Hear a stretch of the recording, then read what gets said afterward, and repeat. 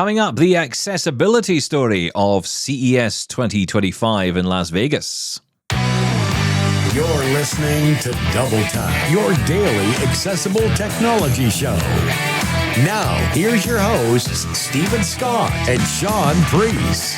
Hey, Shaun Preece, how are you doing today? I am great, thank you, Scott. How are you, sir? I'm good, and I'm excited about today because we're going to dive into the world of CES. Now, you may think, well, hang on a minute, that's a bit of a distant memory.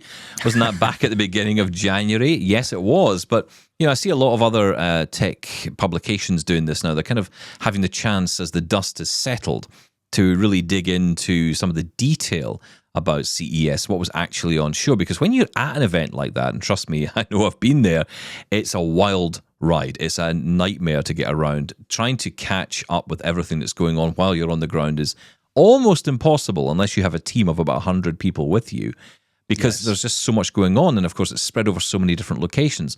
So today is an opportunity for us to really just sit back and think about what's actually been on show and actually get some detail about what's been on show there. We're going to do that courtesy of Anat Nulman, who's going to join us in a minute. She's going to be talking through the discoveries she made while she was there. She's also just come back from ATIA in Florida as well. We're going to get her back on to talk about that soon. But today we're going to focus in on CES. I'm looking forward to this conversation. So yeah, let's dive right in and welcome Anat to the show. Anat Nulman, welcome to Double Tap. Great to be here. Thank you. And I'm happy to be back. Now, I know you get around, you get to travel to lots of different events in America, which is wonderful.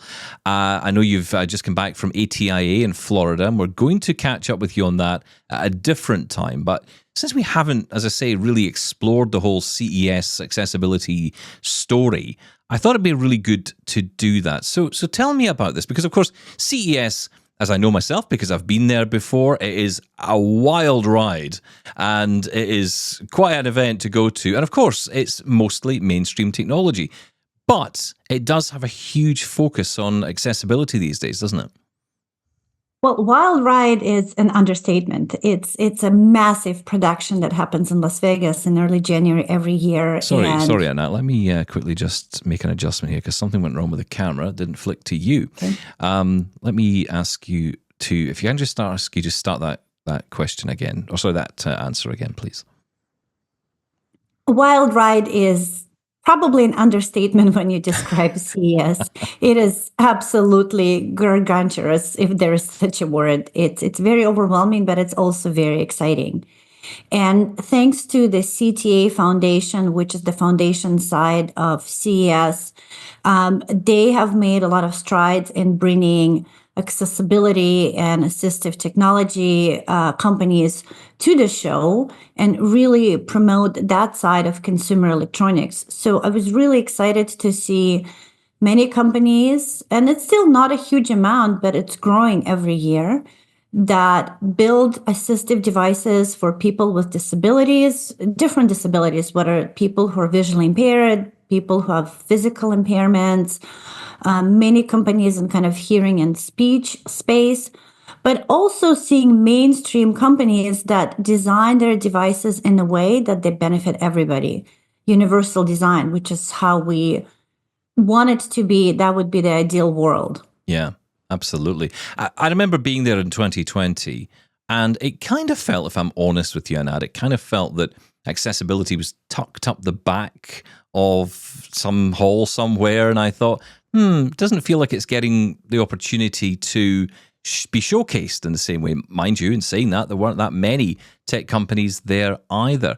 But looking through the list of companies that you've spoken to, it seems there's a lot more there this time round. Are they more out there? Are they more in front of people getting attention? I think so. CES happens primarily in two locations, the Venetian Hotel and the Las Vegas Convention Center.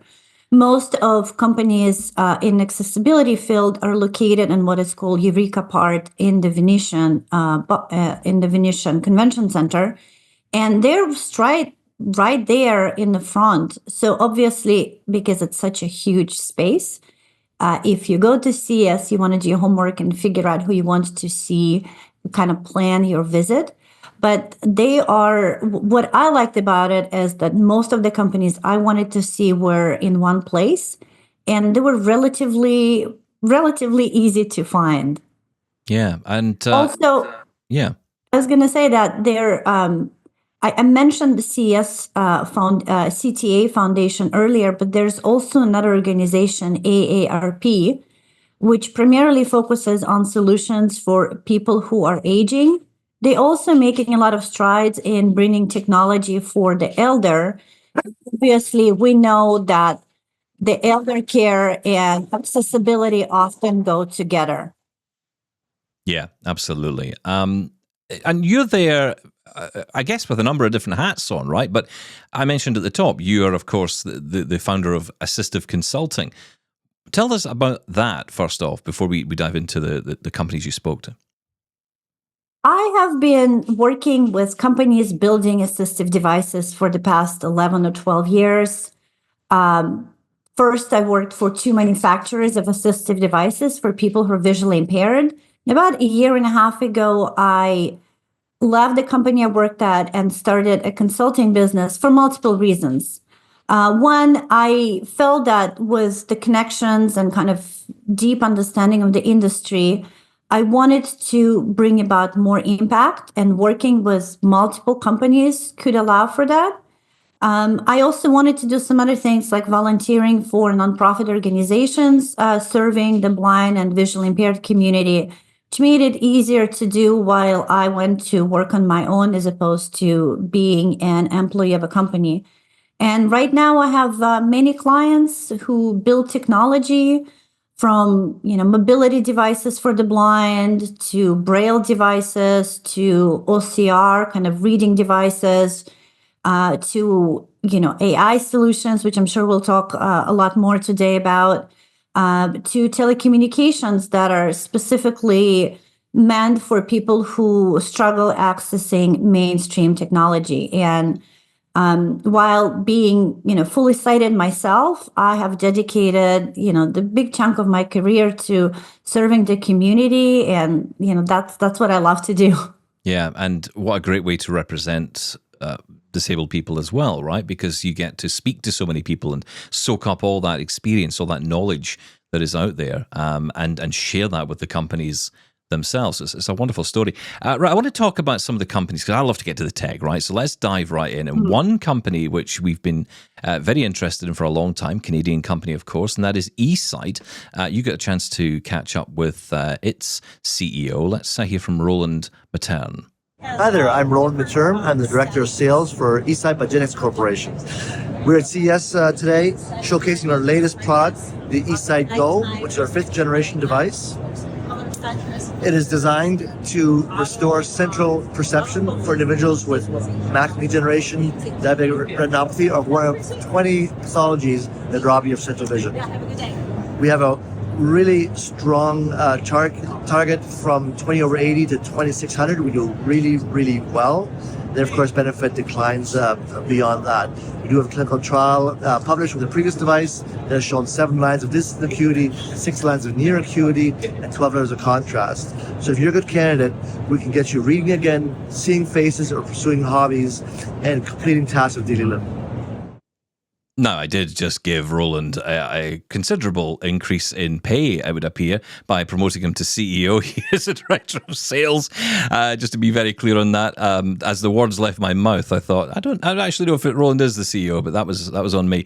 But a very interesting piece of tech for sure, because this is a device which, when it came out at first, I was a little bit skeptical, because this is something which is all about, in some ways, restoring vision, but it's not about restoring sight. You can't restore someone's vision, but what you can do is make use of someone's vision with a piece of technology like this, right? That's kind of what eSight's all about. I would say it's about augmenting what person's ability, right? So eSight and several other devices are in that category. They focus on amplifying whatever vision a person has. And eSight is specifically developed for people who are losing or have lost their central vision by making the screen larger in a way that they can optimize their peripheral vision. And I think it is an absolute game changer, going from a person who's not able to see or able to see very little to a person being able to see a lot more. And I think that's very empowering. It is. It's not for everybody, and it doesn't work for everybody. And eSight are the first to tell you that. I remember having a demonstration myself about 6-7 years ago now, when my vision was a little bit better, and it didn't work for me. But that's okay, because there are people I've met, people I've spoken to, who absolutely love it. And, it's interesting because it is a little bit like a VR headset on your head. And I was talking to someone who actually had bought one, and she said to me, I love wearing it outside because people keep coming up to me and asking, what's that thing you're wearing?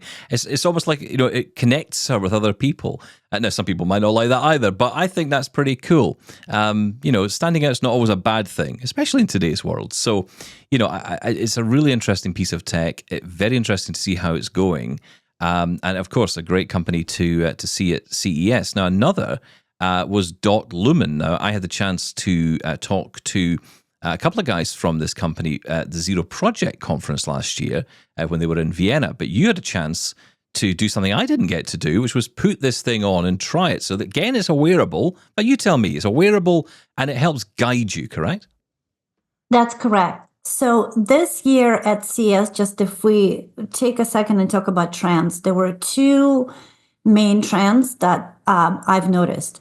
As far as purposefully build assistive technology devices for people with sight loss.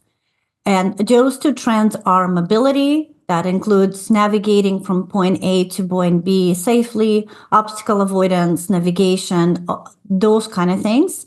And then the second part is AI. And obviously AI permeates, every parts of our lives. So there are multiple, and my cat is right here helping us in this conversation, wants to join in. Why not? And be part of it.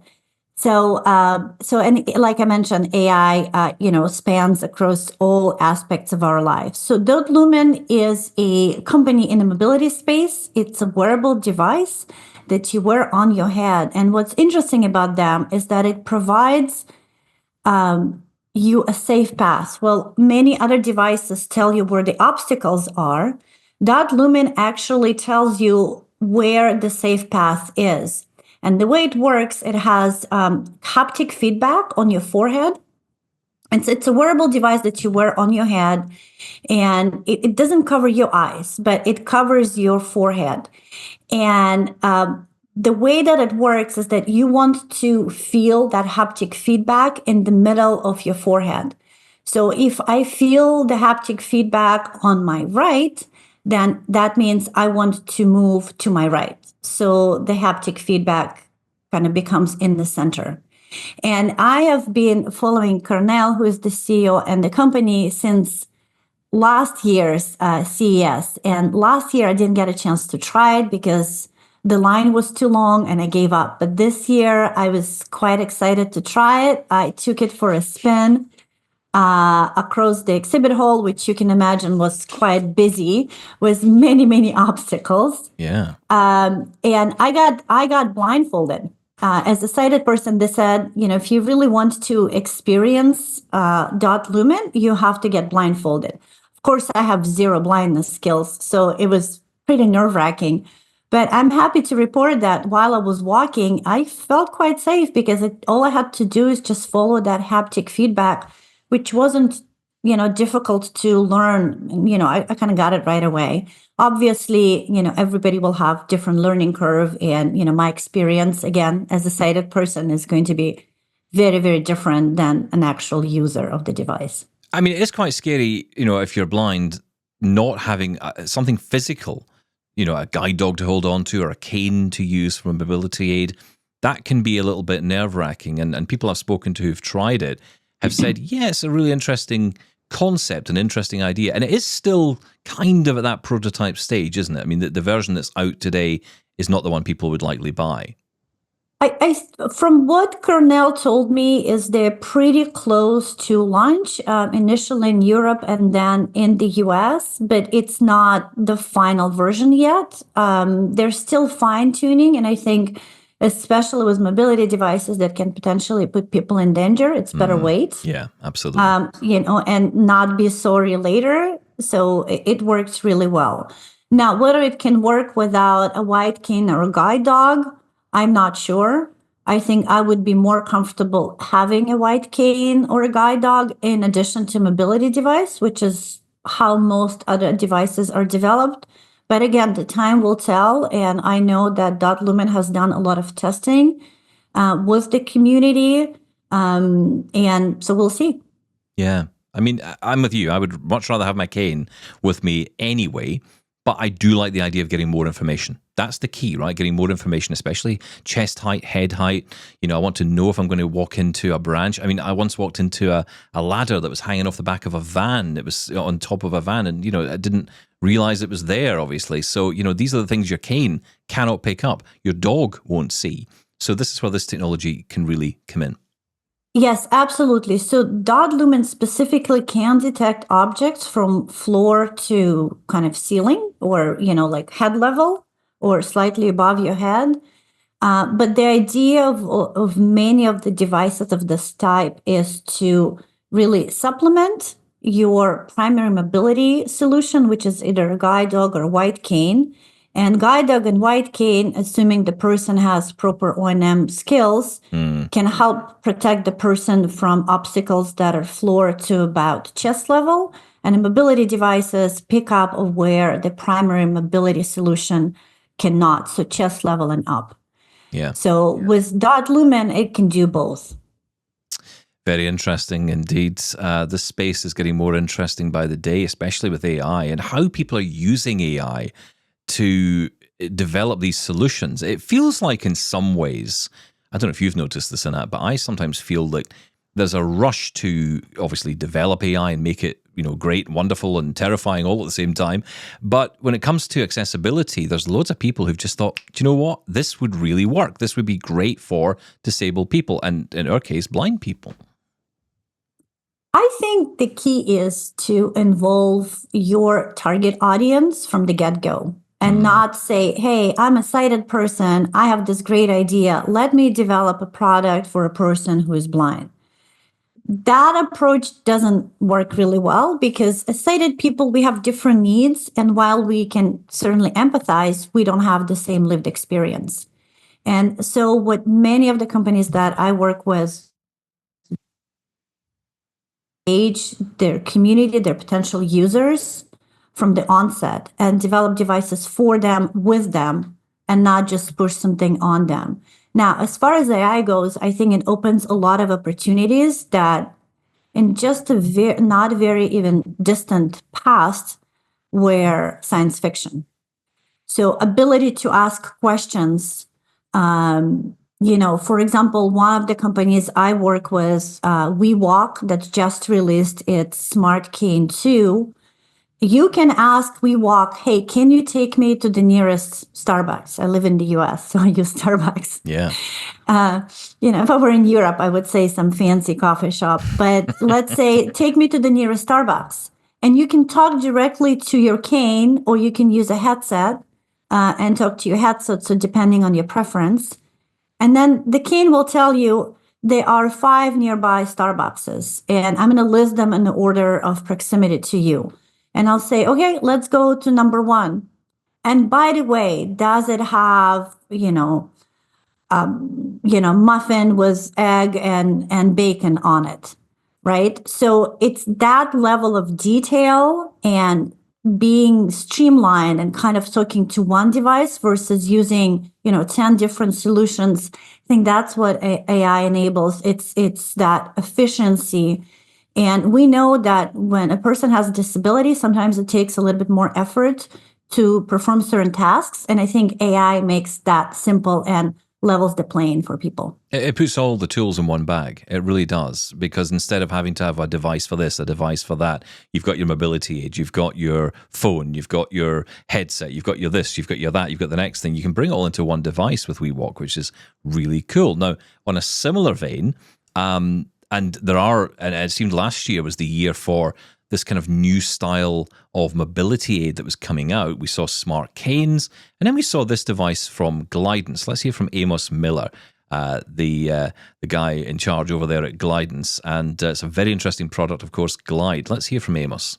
So hi, Anat, thank you very much. My name is Amos Miller. I'm the CEO of Glidance, and we're bringing about the first of its kind intelligent guide for the blind. This is Glide over here. It's an autonomous intelligent guide. It basically uses those two wheels to guide me. It has cameras, sensors, and a whole bunch of things in the device, and it's really providing another mobility aid for the blind alongside the cane or the guide. So I'll just show you at the moment on this demo simply how I walk along a corridor with Glide, and it's currently the camera is turned on. It's the autonomous capabilities are working, and it's going to keep me from bumping into things. Hopefully, that's the plan. So you can see that it's making small wheel adjustments as I walk, just to keep me on the safe path.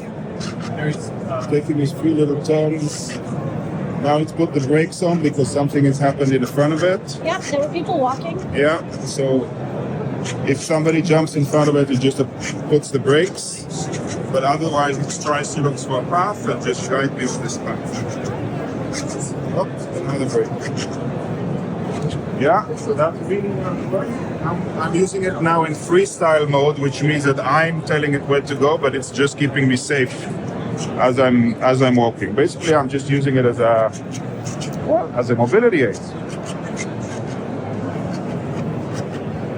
I've got to tell you, Anat, that device just excites me so much, because the potential here to use AI to take me from place to place, help me, and I say take me, but having a chance to try this at Sight Village last year, it's not taking you anywhere. You are pushing the device. You're in control of it.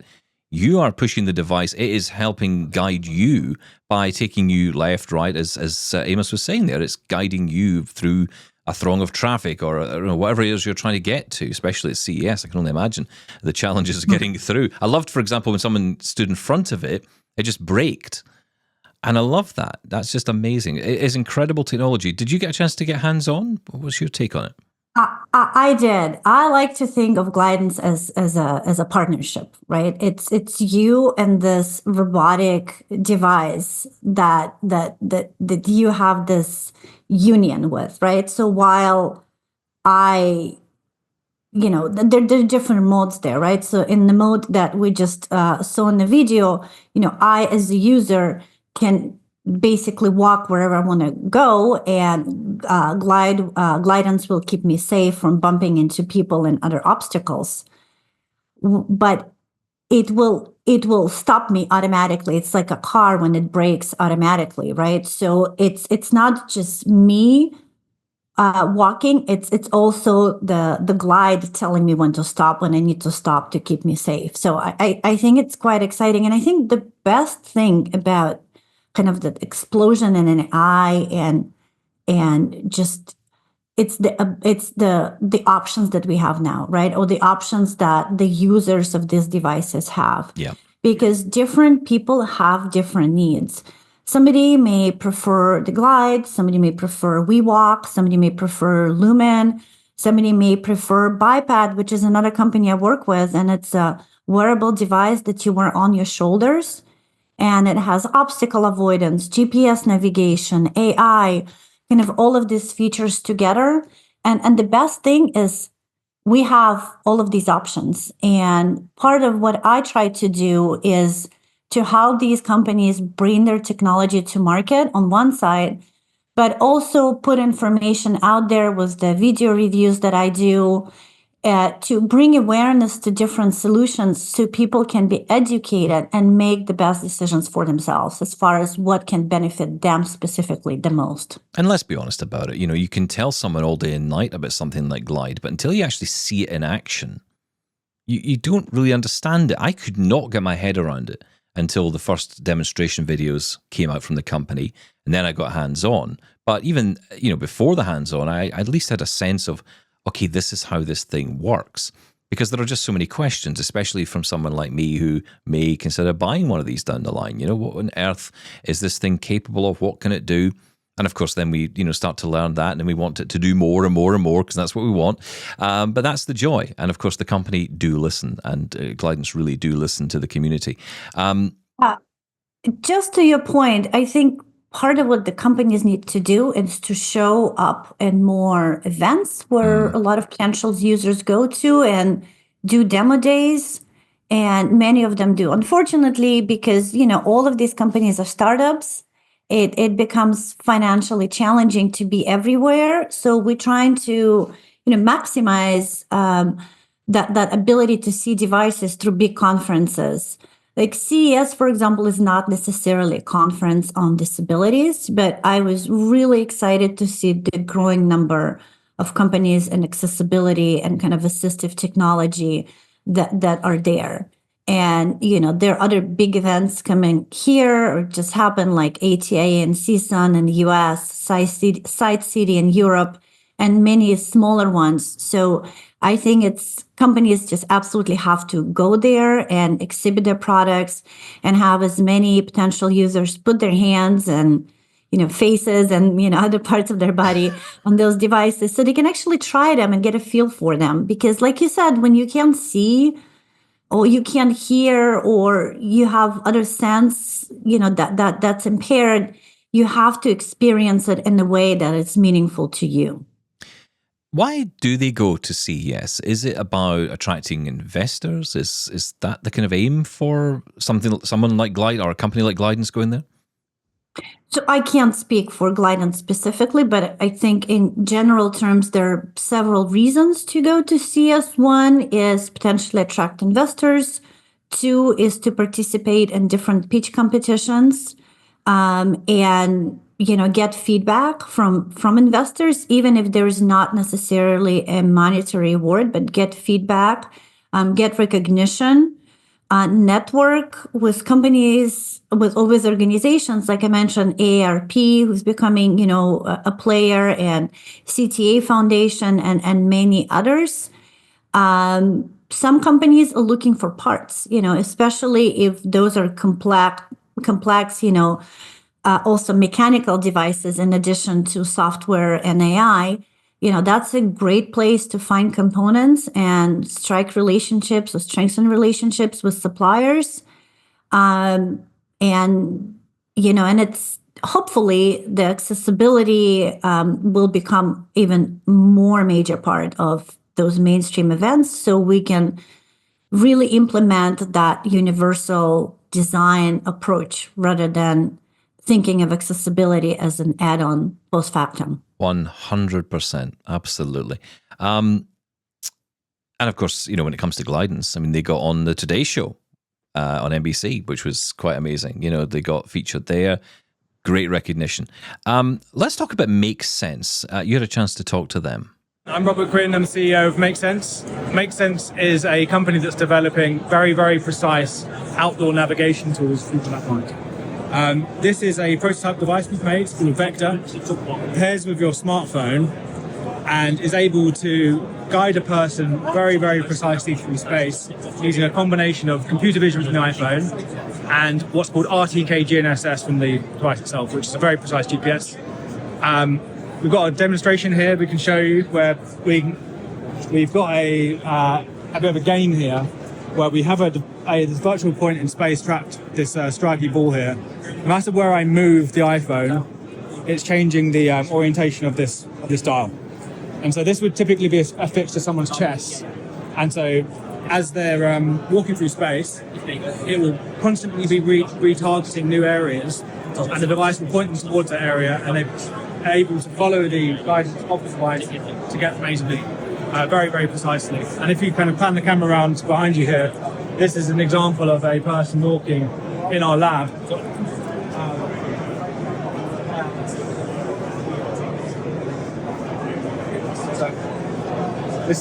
So obviously in the path here, the person can't see the path. The person in this video is blind. She's following this winding path with ridiculous degree of precision, which is all possible from this vector.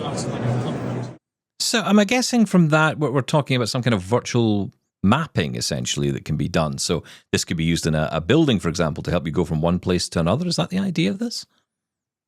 So there are kind of different ways to slice and dice the available mobility devices. One of the biggest challenges that people have is indoor navigation, because GPS has been around for a while and there are multiple applications. Even mainstream things like Google Maps are quite accessible. They're not perfect, obviously, but indoor navigation is challenging.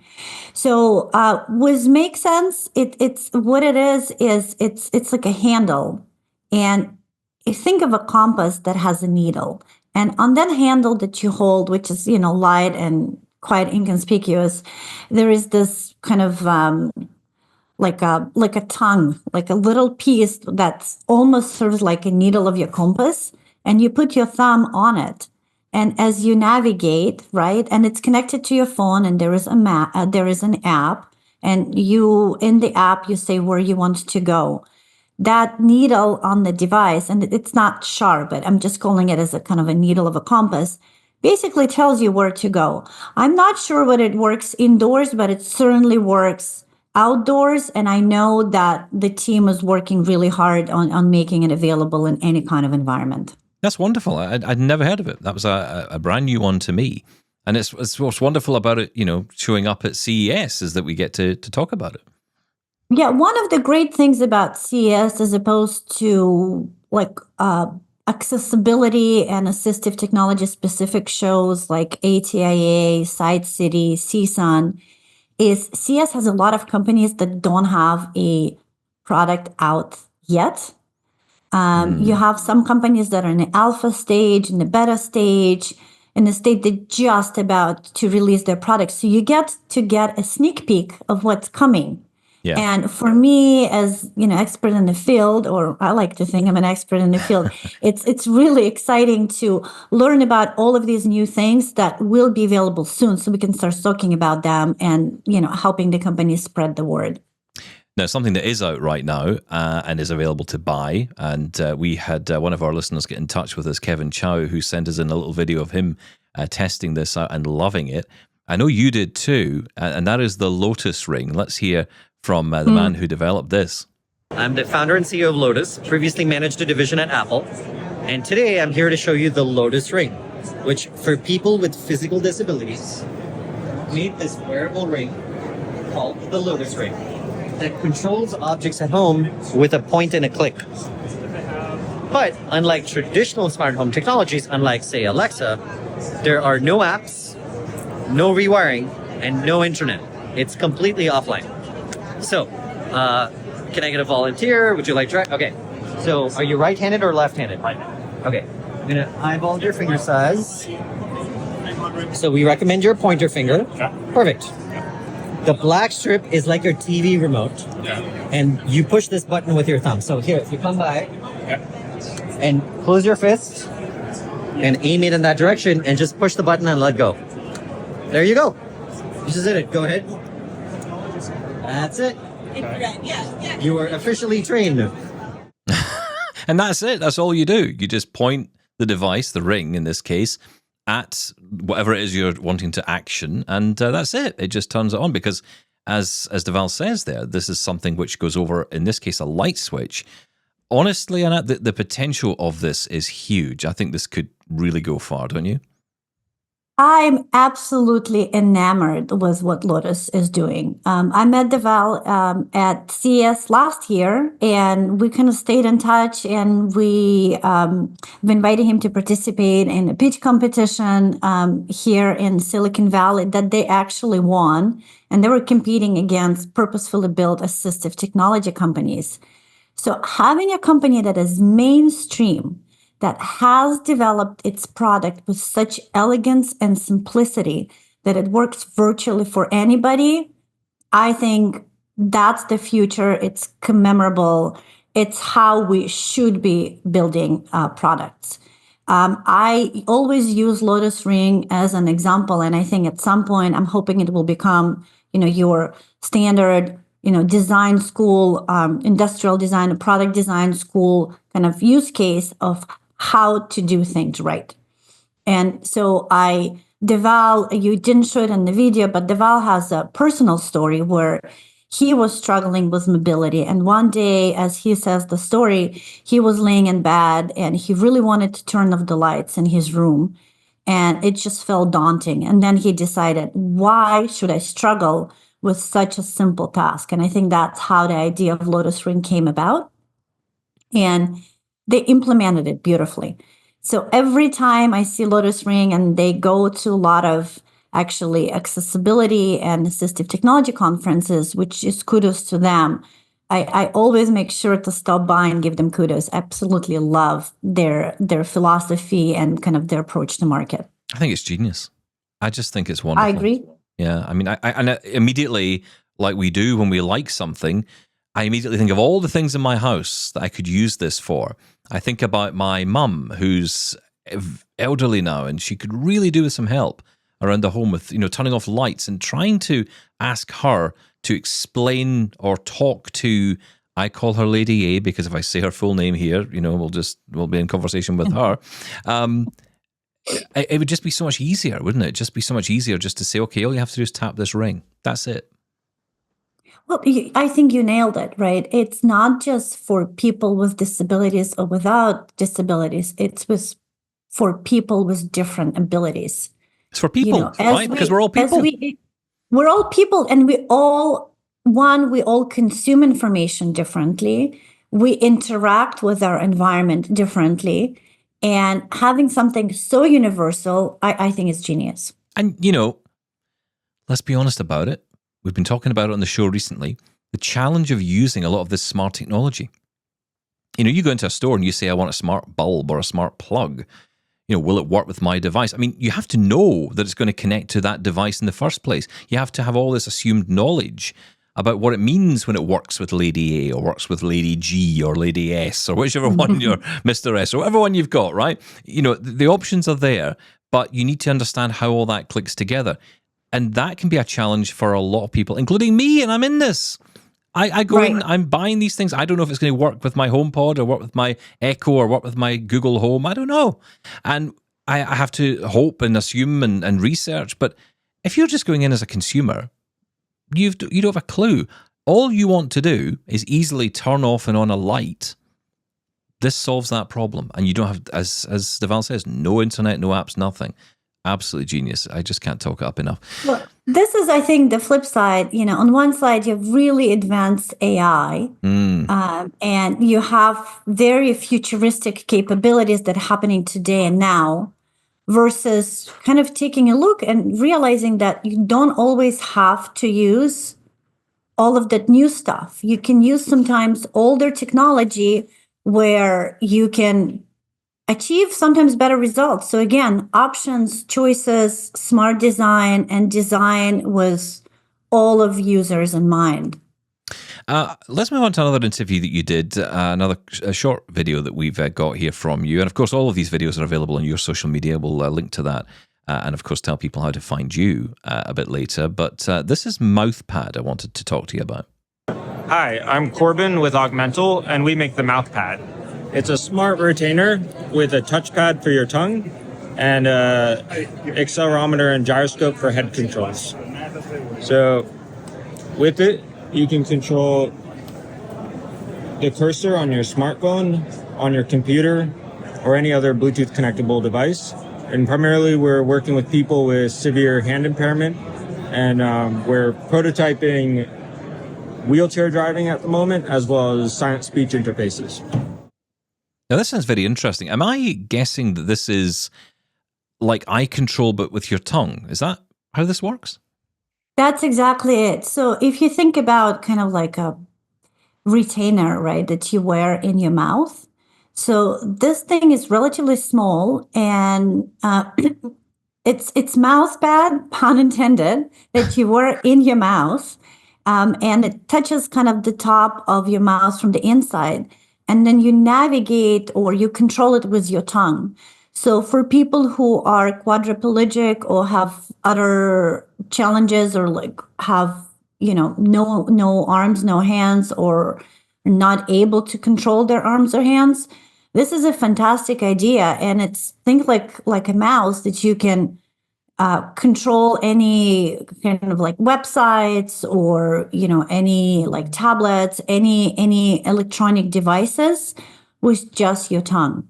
When I saw Augmental, I was incredibly excited, even though, I specialize in devices for people who are visually impaired. This is another device that is just, I think, so needed and really smartly designed. And as Corbin was talking, I don't know, Stephen, if you picked on that, but he had this device in his mouth. Yes. And he was actually showing it to me. And I didn't even realize that's what he was doing, which is not on the video. I said, so do you have it in your mouth? He says, yes, that's what I was doing this whole time. So he can still talk with it in. He can still talk with it, and he spoke just fine. I mean, you can hear maybe a little bit of something that, he has maybe like, speaking with a gum in your mouth, but it's very legible and understandable.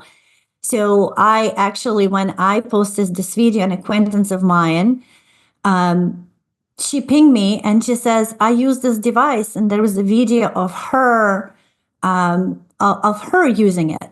So it kind of came full circle, and I was really, really excited to meet the guys from Augmental and record that video, because their work, I think, is incredibly important. I don't know if you'll know this. I wonder this more than anything else. Is the technology for the cursor in the phone, is that part of Apple's accessibility suite, or is that something that Augmental has had to build in somehow? I don't know the exact answer to this question, but I suspect, and I'm speculating, and we can verify that with Augmental and maybe add a comment to this interview once it's published. But I suspect it's something that they designed.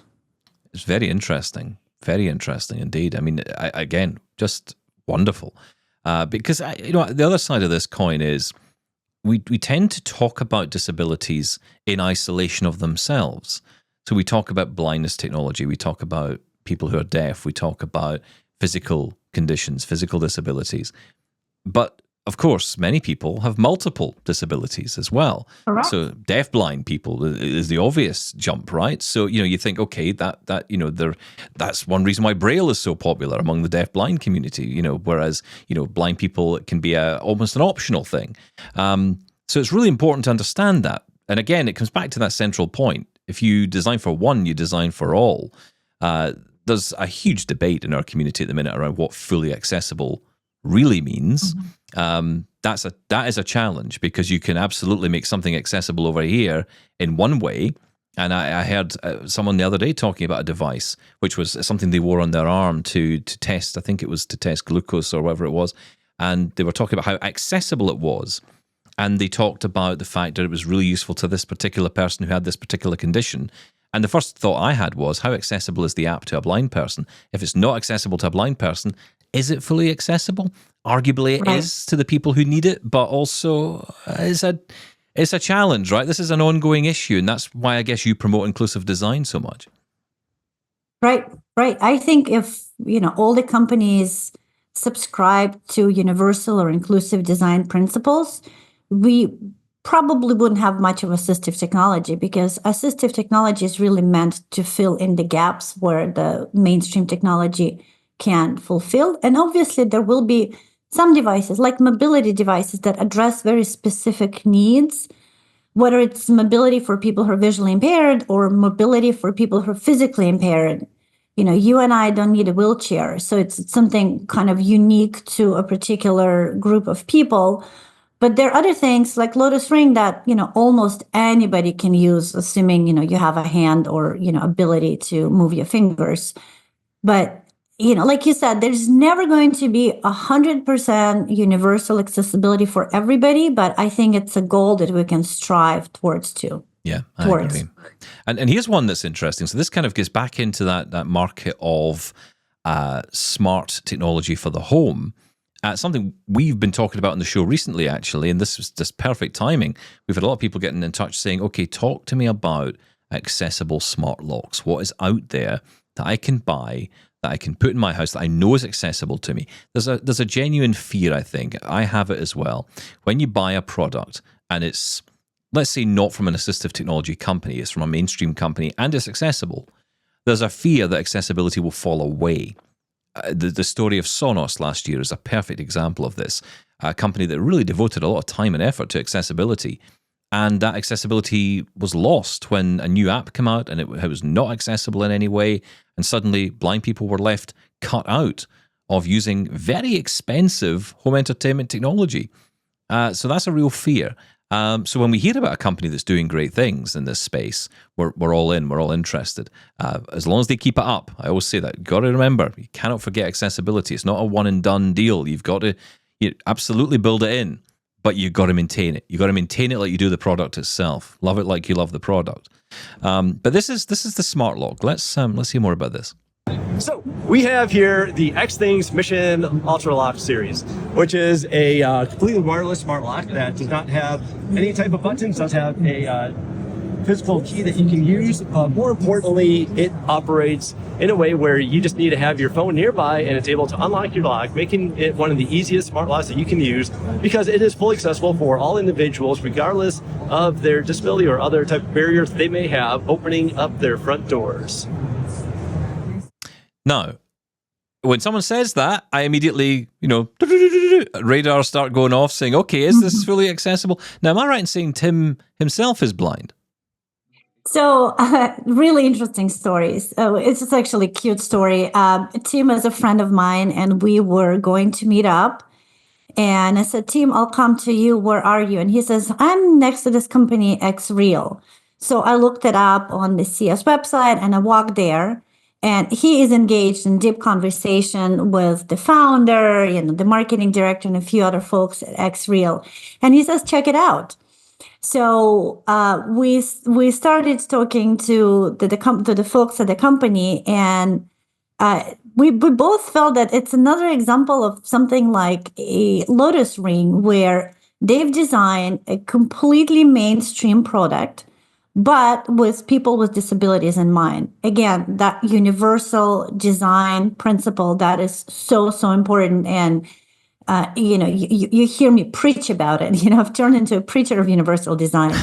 Quite right. So they have asked Tim, who is totally blind, to do a demo and do a spiel for them. So that's what you're seeing in this video. So Tim doesn't work for the company, but we both felt that it's just a great solution for people who are visually impaired. And then the CEO of the company told me that they really designed it in a way that it works for people who are visually impaired. That was part of their mission, and their company located here in California in the Bay Area, and designing for kind of universally for people with different abilities, with or without disabilities, is really, really important to them.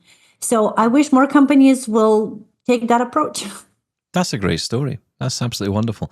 Now, I know you've just come back from ATIA, and there's lots to unpack from that as well, I'm assuming alongside a suitcase. So, do come back and talk more about that with us soon, because we could keep you here all day to talk about all these wonderful announcements, lots of other interesting companies at ATIA as well. So come back soon and talk to us about that. In the meantime, though, for people who want to follow you on social media, and I know I follow you on LinkedIn, but I believe you're on there are other social networks, right? Right. So I think, I'm most active on LinkedIn, just under my name, Anat Nulman, ANATNULMAN. If you're interested, feel free to send me connection requests. I also have Assistive.Consulting there. But if you just follow me, that's probably get more. I also have Assistive.Consulting, is just a period, on Facebook. And I also have the same channel with all of these videos on YouTube. So feel free to reach out if you have any questions or, just want to chat. I'm always happy to engage. And Stephen, thank you so much for having this opportunity to chat with you. And I'm looking forward to talking to you about ATIA and seeing you in the future. Yeah, absolutely. Come back soon, Anat. It's been wonderful talking to you. Thank you. Thank you. Great to learn all about the announcements at CES this year. Some amazing technologies from amazing companies. Lotus Ring, of course, being the one that really stands out, certainly from Anat's point of view and from me as well. Like I said, I really hope that they develop this further. I want to see it come to different products, different types of products, rather than just light switches. Because, of course, at the moment, I say only light switches, but there's an extra only in there because it's only US light switches, or that style that they have, the more rectangular style rather than the square style we have outside of the US.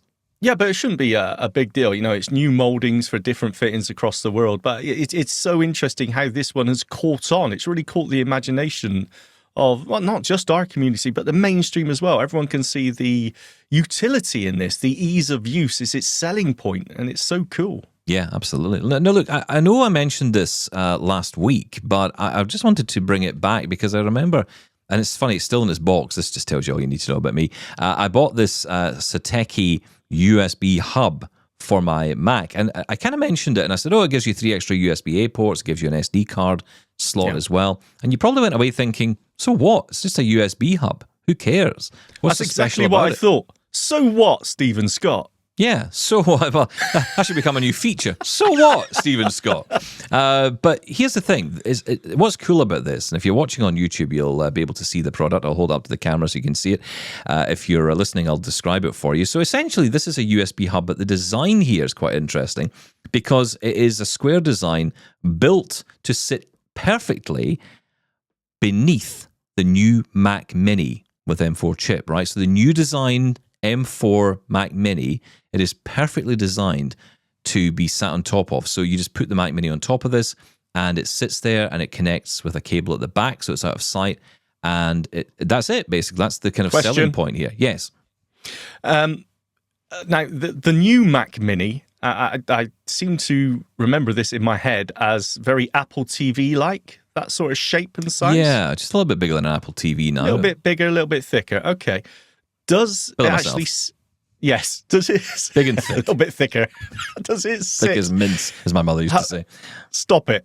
Is this dock, is there a recess in the dock? Yeah. That the TV actually sits inside? Not the TV, sort of. the Mini, yes. Oh, sorry. Yeah, the Mini.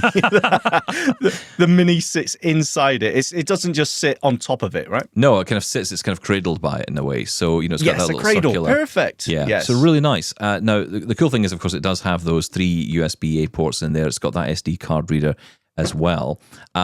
But there's something else in there which I meant to mention last time, and that is it has the capability of holding an NVMe solid-state drive, so you can actually add storage to your Mac Mini as well. So, again, it's a cool way of just building it all into one little unit here.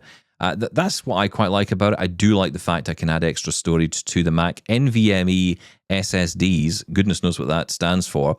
But basically, these are very small. I would almost say, if you remember RAM chips back in the day, in fact, probably still are the case today. I don't know, I've not opened up a computer in a long time, so I don't know what they're like these days. Probably a lot smaller. But in the old days of DIMMs and all the rest, and all these different kind of RAM chips I used to buy, that's pretty much the size and the thickness of a modern day fast solid state drive. They're not these big chunky things anymore. They're very small, very thin, and you can actually put that inside a device like this. And of course, it's out the way. It's got, and you get really fast speeds as well. Yeah. The SSDs nowadays, the NVMe ones, are exactly that. It is, as you mentioned, just like a RAM chip. I still think of SSDs as the small hard drives, basically, but they haven't been like that in a while. It's very much flash memory. So very cool. So this is basically not only a hub, but also a disk enclosure to some degree as well. And all by one cable. All by one cable. And no power. The power comes all from the computer as well, so you don't have to separately power this thing, which is quite cool. There's one thing I'd love it to have it in there. It's never going to happen, but the one thing I'd love to have in there is a CD drive as well, but then I think it's going a bit too far. Oh, why not? Let's have a floppy disk in there as well while you're at it. Zip drive. Got the moon on a stick. Yeah, How much is this thing? So this is coming in, there was a sale price on at the beginning, but it's roughly around $99 US to buy this. They're not cheap, but they are designed specifically for the Mac Mini, so that means they assume the people who are buying it have got money, so they just whack up the price. And that's coming from me, because docks themselves, docks are usually very expensive anyway, $200 at least. Yeah, I mean, bear in mind, though, you're not getting anything else. You're not getting video capability on this. There are some that offer that, other manufacturers. Arguably, I mean, you get video through the USB, right? Could you not do that? Well, no, What not hubs really. does No, it give you? Just USB-A? just USB-A. So really, it's an extension. It gives you right. an extension on the front of the device, Okay. and that's actually quite important as well, because on the front of the Mac Minis, you've got these two USB-C ports. They're not Thunderbolt on the front, but you've got two USB-C ports on the front. This gives you an additional on the front SD card plus the 3 USB-As, so it gives you a lot more flexibility. I just wanted to mention it because I didn't explain it very well. We've only a few minutes to mention it, so I think it's cool. I think it's really cool. And they do, if you have the older Mac Mini, if you have the the standard Mac Mini, as some might call it, they do also do a dock for that as well. So they do have different ones for different purposes. So check it out. Listen, that's it for today. Thank you so much for being with us. We're back again tomorrow. We'll catch you then. Thank you, Shaun. Thank you. Bye-bye. You think that's a bargain, dude? Okay.